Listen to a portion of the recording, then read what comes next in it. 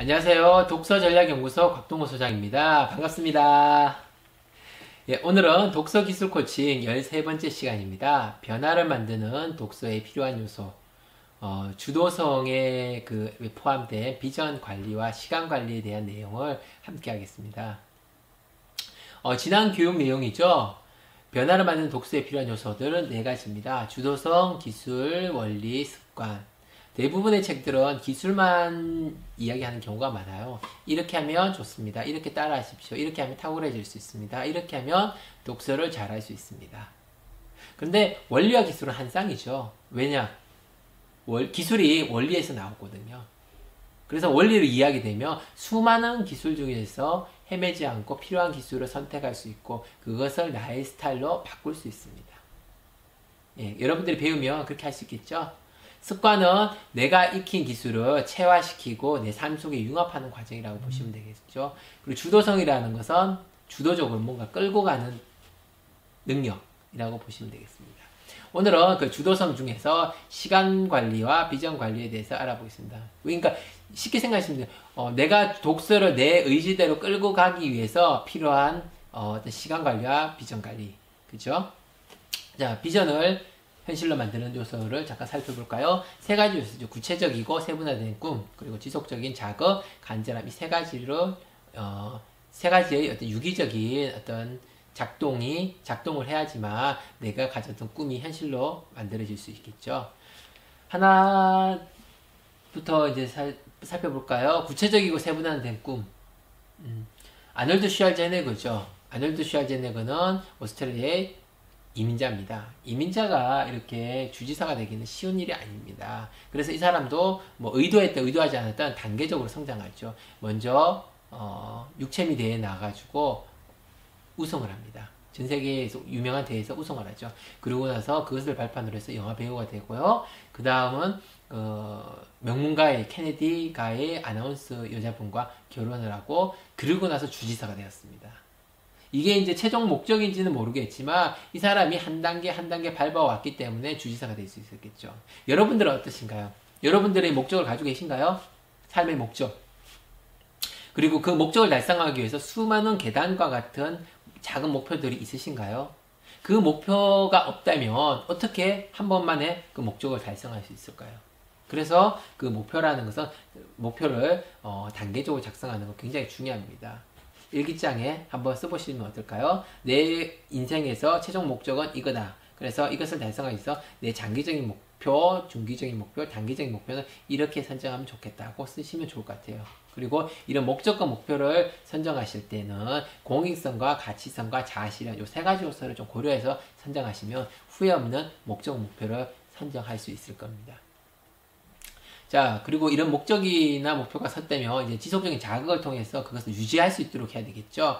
가장 보편적인 것은 글입니다. 이건 이제 우리나라로 따지면 명문대, 예일대, 명문대인 예일대에서 졸업생을 대상으로 조사한 결과죠. 우리는 명문대를 나오면 다 잘 살 거라 생각하지만 저도 이 조사를 보고 깜짝 놀랐죠. 중산층 10%, 부유층 3%, 나머지는 다 서민과 빈민층이라고 합니다.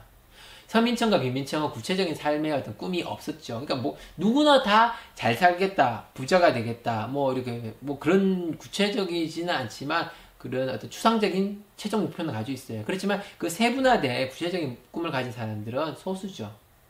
여기서 보니까 10%만 구체적인 꿈을 가지고 있습니다. 어떻게 내가 부유하고 잘 살고 뭐 행복하게 살겠다. 그 구체적인 꿈은 한 10%만 가집니다. 근데 이 사람들은 글을 적진 않죠. 근데 나머지 3%, 부유하게 사는 3%는 그렇게 생각했던 것을 글로 다 남깁니다. 그리고 잘 보이는 것에 놓겠죠? 그리고 정기적으로 읽으면서 내 꿈을 실천할 수 있도록, 나아갈 수 있도록 지속적인 자극을 받는 겁니다. 이런 글이 어렵다면 그림은 어떨까요? 아니, 사진은 어떨까요? 아놀드 파마와 타이거 우즈죠. 타이거 우즈는 아놀드 파마의 사진을 붙여놓고 골프를 연습하고 골프로 성공하기를 계속 기대했다고 합니다. 요즘은 꿈나무들이 타이거 우즈의 사진을 걸어놓는 경우가 많다고 하네요. 또 이제 이런 미국의 큰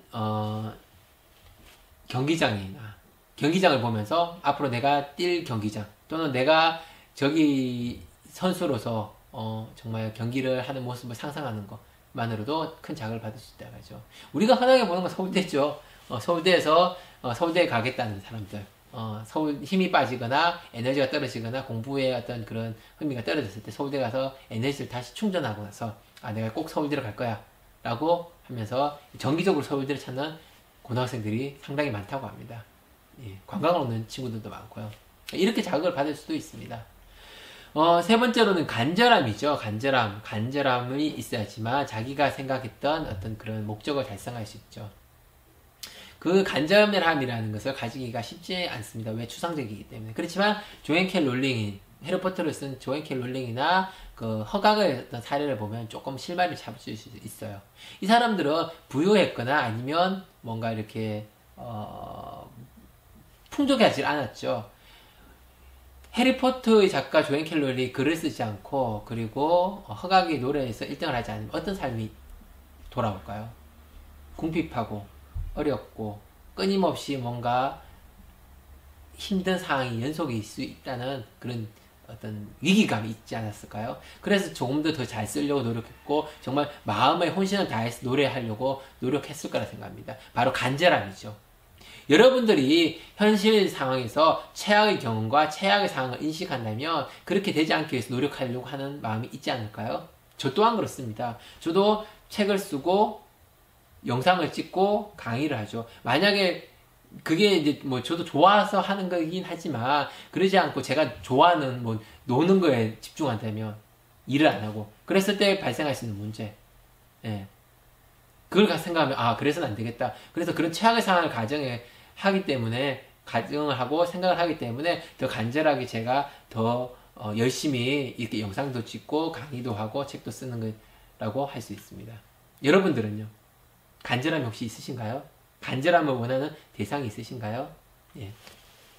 자, 시간 관리죠. 시간을 관리하는 목적은 여러분들이 가지고 있는 누구에게나 공평하게 있는 어떤 그 꿈을 이루는 핵심 자원입니다. 그래서 그 자원을 효과적으로 관리해야 되겠죠.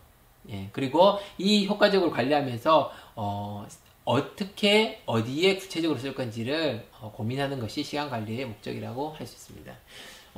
이런 시간이 가지는 특징이 있는데, 여러분들 한번 볼까요? 공평성입니다. 누구에게나 시간은 24시간이 주어지죠. 그런데도 차별성이라는 것도 있어요.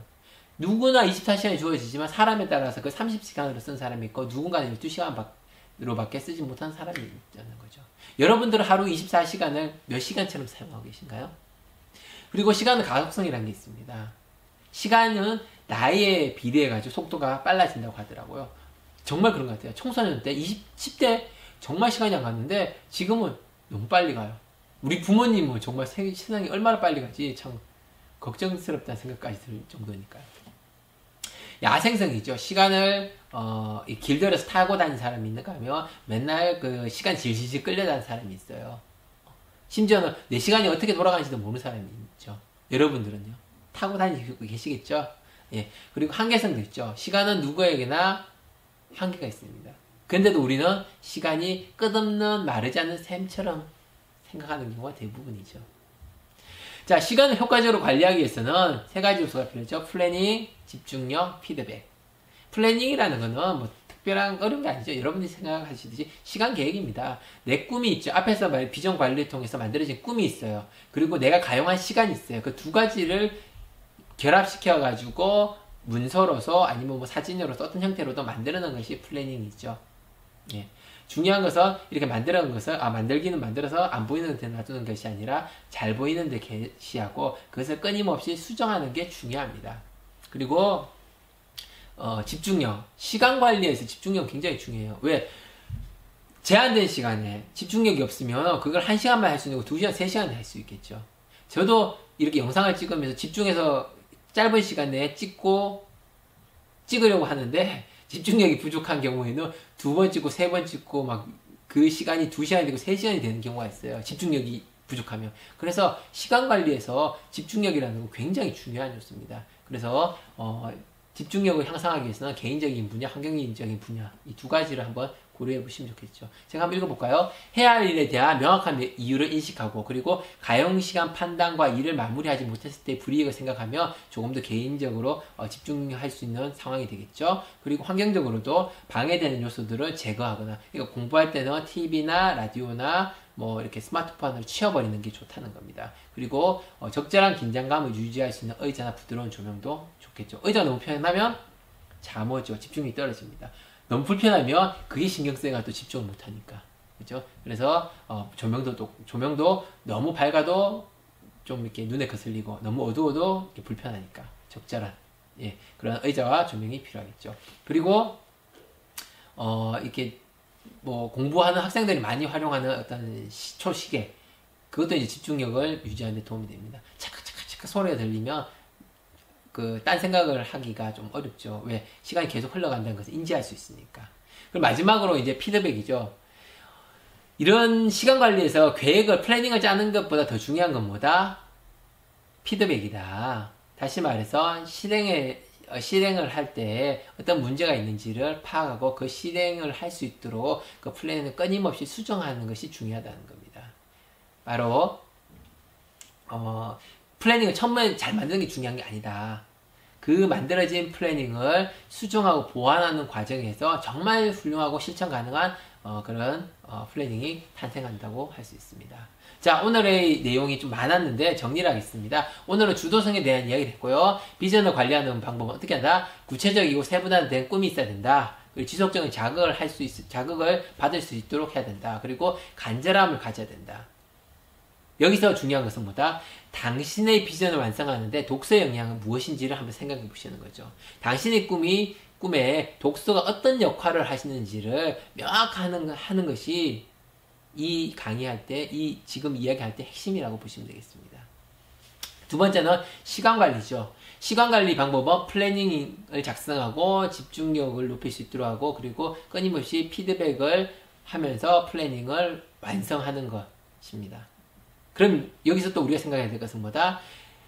삶에서 독서가 차지하는 시간은 어디인가?